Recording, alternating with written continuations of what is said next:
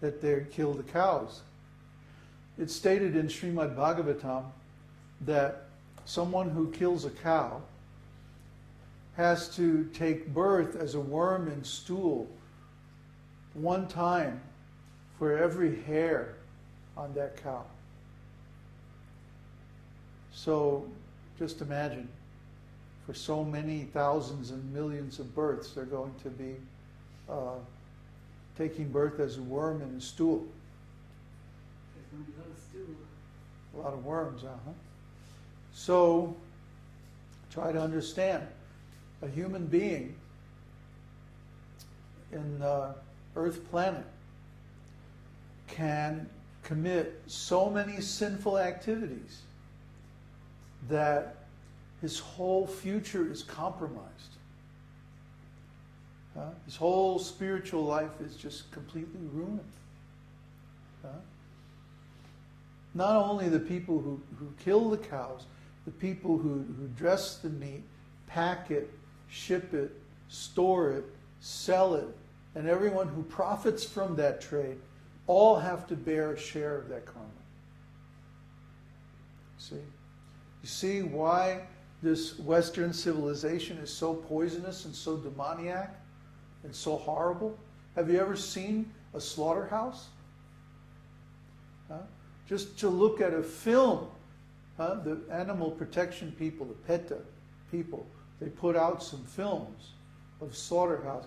You just look at 30 seconds of this film, and for the rest of your life you won't be able to touch meat. It's horrible. So they're exploiting. In fact, I just saw, what was it yesterday? A graph of different kinds of food and the environmental and energy impact of those different kinds of foods. And of all the different kinds of foods available, the environmental and energy impact of red meat is the highest of all. So they're killing the cows, killing the planet, killing each other, killing themselves. Now the latest thing is you lose your job, and then you go and you kill the family, and then you kill yourself. This is going on. What kind of nonsense is this? Because they're killing the cow.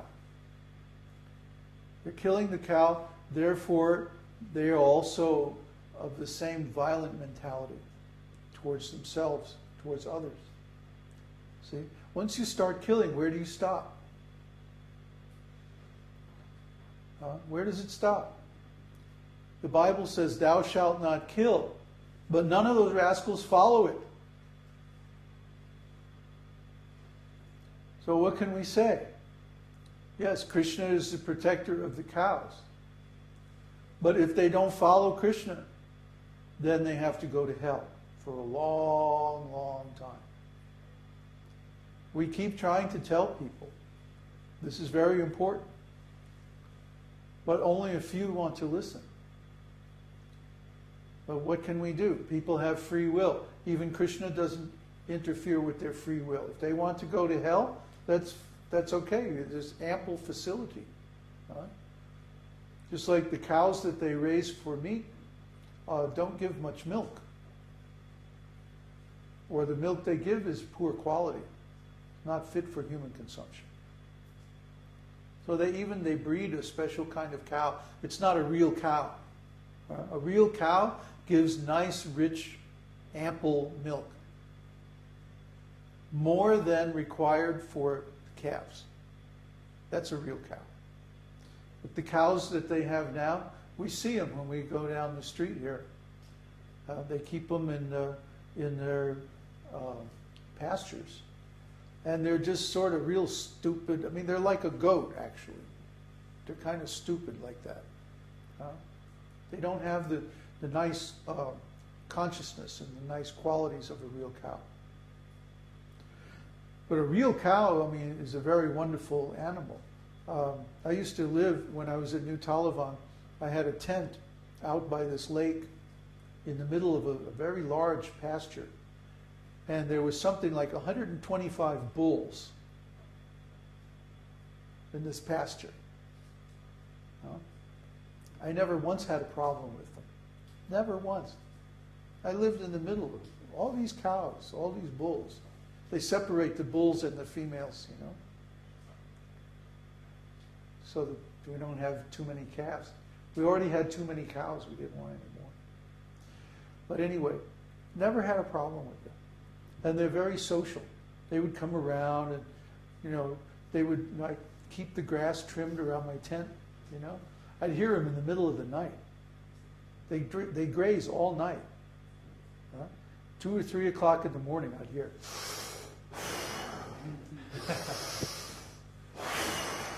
Chomp, chomp, chomp, chomp, chomp. They're breathing. It's like a bellows, you know. It's just like, oh, it's just cows. I'm trying to go back to sleep.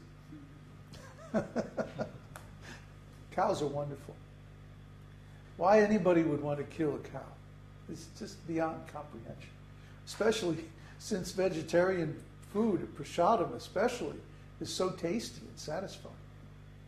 I mean, it just doesn't make any sense. They're crazy. They have to be crazy. Because when you eat meat, and this is a fact that I have verified over and over and over again, you cannot understand spiritual philosophy. You can't understand it. Try to take any person that you know that eats meat and explain to them about the soul and reincarnation and karma and Krishna and spiritual world. They can't get it. They can't take it in. They're cursed. They can't hear it. Huh? And if you preach to a person like that, you'll just wind up committing offenses. Huh? What is it? The 8th offense? To preach to sinful people who have no interest in the holy name. Don't do it. But even if you do, you'll see they can't understand. They can't. I mean, all you have to do, just sit with me for a day or two and read the comments we get on our YouTube videos. You know, Kanai, you have your own channel. Yeah. They're mad. They're just mad. Insane. Huh?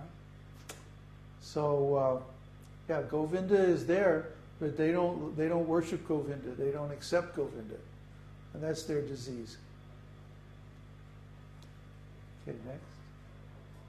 Lisa added, what if have eaten red meat in the past? They did not kill the cow with their bare hands.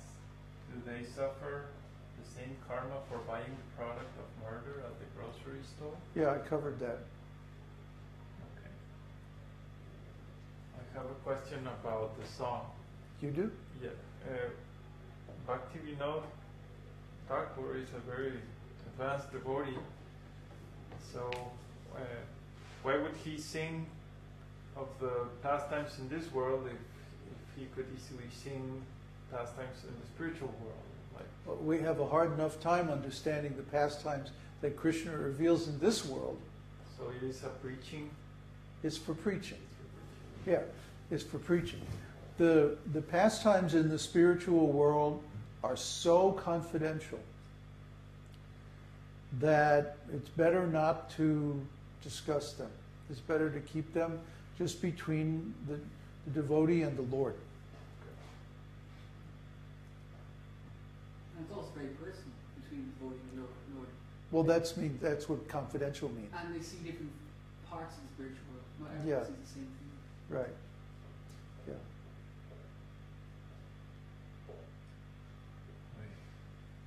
Hmm? Question from Mike. Krishna, the teenager, is so attractive that it is easy to desire to be engaged in his pastimes. He is a cool kid of Vrindavan.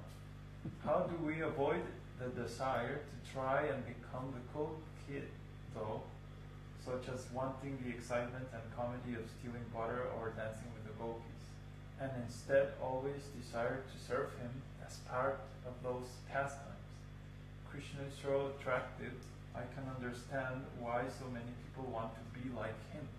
hence why we are here in material consciousness. That's a great insight. For example, everybody is running around trying to have love affairs. Why? Where did they get this idea? Huh? It's from the pastimes of Radha and Krishna. Radha and Krishna are the prototype of all romantic relationships. And nobody can match them. Nobody can imitate them. They can try, but it's not possible. So we see in this world that these so-called romantic pastimes are tragedies. People wind up getting hurt. Sometimes they commit suicide. I mean, it's horrible. So the difference is that when we serve Krishna,